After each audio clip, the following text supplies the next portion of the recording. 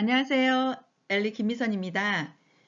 이번 시간에는 영양소 중 열량영양소의 대표인 탄수화물에 대해 이해하는 시간을 갖고자 합니다. 우린 지난 시간에 6대 영양소에 대한 기초 이해와 영양소의 소화 흡수 과정, 또 이들 영양소가 어떻게 에너지로 쓰이는지에 대한 세포호흡과 에너지 대사에 대해 이해하는 시간을 가졌었어요. 이번 시간에는 6대 영양소 중 탄수화물에 대해 집중적으로 알아보도록 하겠습니다. 생명체의 대표적 유기물인 탄수화물은 즉 탄소, 수소, 산소의 기본 골격을 갖추고 있어요. 탄수화물이란 이름이 지어진 것도 바로 탄소와 수소의 화합물로 구성되었다고 해서 명명된 것입니다. 탄소가 6개 붙어있는 화학구조식의 당질은 6탄당이라고 하고요. 탄소가 5개 붙어있는 화학구조식의 당질은 5탄당이라고 합니다. 물분자 뒤에 있는 지금 동그라미 젖어 있는 뒤에 숫자는요. 탄소, 수소와 다를 수 있습니다. 영양소의 분류 기준에서 살펴보면 기능에 따라서 분류하는 기능별 분류가 있는데요. 바로 열량영양소와 조절영양소로 분류하는데 탄수화물은 지방, 단백질과 함께 열량영양소에 해당되고요.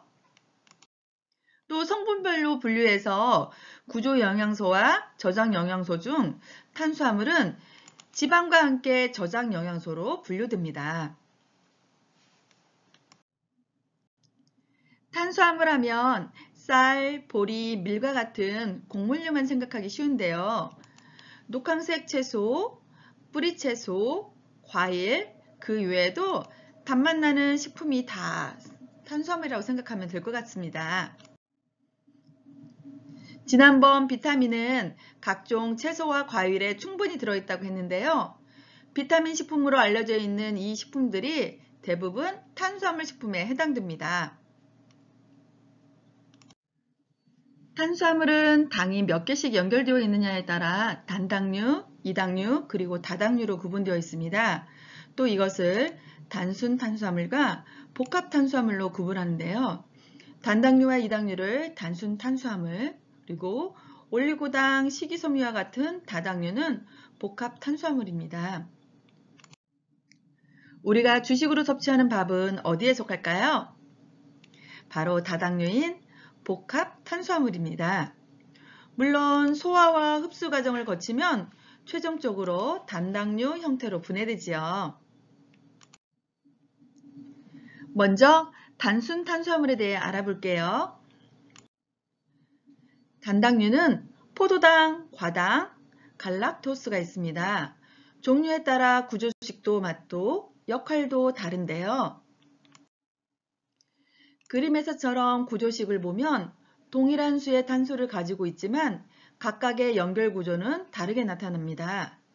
이러한 연결 구조의 차이가 단당류의 당도를 다르게 만듭니다. 포도당은 혀에서 밀항의 단맛을 느끼고 과당은 꿀처럼 매우 단맛을 지니고 있지요. 그러나 갈락토스는 단맛을 거의 느끼기가 쉽지 않습니다. 이 당류는 포도당과 다른 단당류가 결합된 구조를 말하는데요. 포도당과 과당이 결합된 서당, 포도당과 갈락토스가 결합된 유당, 포도당과 포도당이 결합된 메가당입니다. 설탕이 서당에 속하고요. 유당은 우유 당분이고요. 메가당은 식혜를 만들 때 밀이나 보리를 발화시킨 엿기름이 대표적입니다. 이번에는 복합탄수화물에 대해 알아볼까요? 복합탄수화물은 글리코겐, 전분, 식이섬유가 대표적인데요. 글리코겐은 동물의 체내에 저장되어 있는 특히나 간과 근육에 저장되어 있는 중요한 에너지원이고요. 전분은 식물 세포 내에 저장되어 있습니다. 고구마나 감자처럼 전분으로 저장되어 있고요. 식이섬유는 채소, 과일, 해조류 등에 많이 들어있는 섬유질이라든지 셀룰로스로 알려진 성분으로 사람의 소화효소로는 소화되지 않고 몸 밖으로 배출되는 고분자 탄수화물입니다. 글리코겐은 많은 포도당 분자가 복잡한 분기세 상태로 결합된 형태인데요. 간과 근육세포에 에너지 요구 신호 반응에서 글리코겐이 분해되면서 에너지를 생산합니다. 간의 글리코겐은 포도당으로 분해되어 혈액 속으로 들어가 필요한 곳에서 사용되고요. 근육의 글리코겐은 분해 과정을 거쳐 근육세포에서 바로 사용됩니다. 이처럼 글리코겐은 운동 중 힘을 발휘하고 운동 후 피로 회복에 매우 중요한 역할을 하기 때문에 글리코겐 함량을 유지하고 개선하려는 노력이 계속 이루어지고 있지요. 탄수화물은 동물 체내에서 글리코겐으로 저장되는 것과 같이 식물 세포 내에서는 전분으로 저장이 됩니다. 전분은 당분의 거대한 분자와 아밀로스와 아밀로펙틴의 혼합물인데요. 우리가 주로 섭취하는 쌀과 잡곡, 고구마, 감자, 옥수수, 밀, 호밀, 귀리, 보리 등 전 세계에서 주식으로 섭취되고 있는 식품 구성 성분은 대부분 전분이고요. 콩가 식물 역시 중요한 전분원이 되고 있습니다. 전분 입자는 단단한 결정으로 이루어져 있지만 물과 혼합하여서 열을 가할 경우 수분을 흡수하면서 죽이나 밥처럼 유연해지는 과정을 거친 뒤에 소화효소의 침투가 용이해지기 때문에 소화율이 아주 높습니다. 식이섬유는 사람의 소화효소로 소화되지 않는 다당류와 리그닌 성분으로 정의하는데요. 2015년 우리나라 보건복지부의 영양소 섭취 기준에서는요, 식이섬유가 식품 성분에 내재된 리그닌을 포함한 식물세포벽 성분인 난수화성 탄수화물, 그 다음에 검류 등의 점액질 탄수화물과 기능성 식이섬유로 불리우는 난수화성 전분, 그리고 올리고당, 그 다음에 동물성 식이섬유인 키틴과 키토산, 그리고 폴리덱스트로스와 같은 상업적으로 생산되는 탄수화물을 모두 포함한다고 하였습니다. 이와 같이 식이섬유는 동물성을 포함하기도 하고 포함하지 않기도 함을 알 수 있는데요. 식이섬유의 장점은 소정으로 들어간 음식의 배출 시간을 지연시켜서 다량 영양소가 체내로 흡수되는 것을 어렵게 만들고 그 결과 몸무게가 줄어 체중 조절에 도움이 됩니다. 음식의 배출 시간이 뒤흔들면 식후 혈당도 감소될 수 있는데요. 이는 잠재적으로 인슐린 민감성에 긍정적인 영향을 미친다는 것입니다. 식이섬유는 변의 양을 늘리고 변통과 변비를 개선시켜주고 십이지향 궤양 같은 그 다음에 설사, 개슬질환 예방에 효과가 있다고 알려져 있습니다. 또한 식이섬유 섭취량이 증가할수록 대장암 위험도가 감소한 연구 결과도 있습니다. 탄수화물이 체내에서 하는 일은 무엇일까요? 탄수화물은 입안에서 침 속의 아밀라제에 의해 1차 소화되어서 위를 거쳐 십이지향으로 넘어가면 이때 이자에서 나온 아밀라제에 의해 다당류를 올리고당 3당류 형태로 2차 분해시키고 다시 소장의 공장 부분으로 가서 아밀라제가 더 분비되어 2당류, 단당류 형태로 분해시켜서 탄수화물의 최종 분해산물인 단당류로 분해시켜서 소화장 융털의 모세혈관을 통해 혈액으로 흡수되는 거 아시지요? 이렇게 흡수된 포도당은 세포 내에서 매우 유익한 기능을 담당하는데요. 가장 중요한 기능은 바로 뇌와 신경세포에 주된 영양소라는 것과 또 운동 시 필수인 에너지원으로서 역할을 하고 있다는 것입니다. 간과 근육에 저장된 글리코겐은 지속적인 신체 활동을 유지시켜주는 데 사용되는데요. 저장된 글리코겐을 다 사용하면 그럼 어떻게 될까요? 우리 몸은 중요한 에너지원인 포도당 농도를 유지하기 위해 다른 영양소, 즉 아미노산이라든지 알라닌, 젖산염 등을 포도당으로 전환해서 사용하는 포도당 신합성 기전이 있습니다. 즉 포도당을 다른 것으로 만들어내는 기전인데요.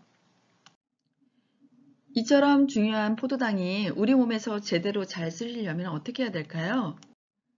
바로 혈당 조절 기능에 의해서 적절하게 유지되어야만 합니다. 혈당 조절은 췌장에서 이루어지는데요.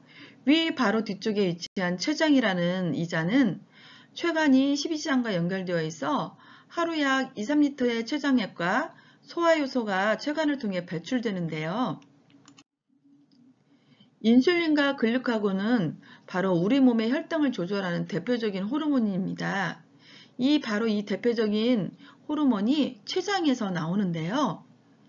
췌장의 랑게르한스 섬이라는 섬처럼 생긴 곳에서 이곳에 알파세포와 베타세포에서 혈당 조절 호르몬이 나옵니다. 인슐린은 췌장 랑게르한스 섬의 베타세포에서 나오고요. 글루카곤은 췌장의 알파세포에서 분비시켜서 포도당의 농도 조절 작용을 하는데요. 탄수화물 섭취 후에 혈중 포도당 농도가 급격히 상승하면 췌장 베타세포에서 인슐린이 분비되어서 포도당을 근육과 간의 글리코겐 형태로 저장시키고요. 그리고 남는 것은 지방 조직으로 저장시켜서 혈중 포도당 농도를 낮춰줍니다. 식후 서너 시간이 경과해서 혈당이 낮아 포도당 공급이 부족하면 췌장의 알파세포에서 글루카곤이 분비되어서 간에 저장된 글리코겐을 분해해서요. 혈중 포도당 농도를 상승시켜줍니다. 당지수와 혈당의 관계를 혹시 아시나요? 당지수인 글리세믹 인덱스, 즉 GI는요. 다양한 형태의 탄수화물을 섭취한 후 2시간이 경과되었을 때 혈당 농도의 상승 정도를 파악하는 지수인데요. 같은 양의 포도당을 섭취했을 때를 100으로 해서 판단하는 기준입니다. 버섯, 토마토, 사과, 귤과 같은 저당지수 식사는요. 소화 흡수가 천천히 나타나는 반면에 바게트빵, 도너츠, 쌀밥과 같은 고당지수 식사는 소화 흡수가 매우 빠른 것이 일반적인데요. 혈당이 순간 높게 올라가는 고당지수 식품의 경우에는 인슐린 반응 역시 빠르게 나타나기 때문에 지방으로 저장되는 속도가 저당지수 식품에 비해 매우 빠르게 나타납니다. GI 지수, 당지수를 확인하는 이유를 아시겠지요? 지금까지 탄수화물이 체내에서 하는 일에 대해 알아봤는데요. 요점은 뇌와 신경세포에 주된 영양소라는 것과 또 운동 시, 신체 활동 시 필수인 에너지원으로 사용된다는 것입니다. 운동 시 탄수화물은 그러면 어떻게 사용될까요? 운동 시 탄수화물에 대한 내용은 다음 시간에 계속됩니다.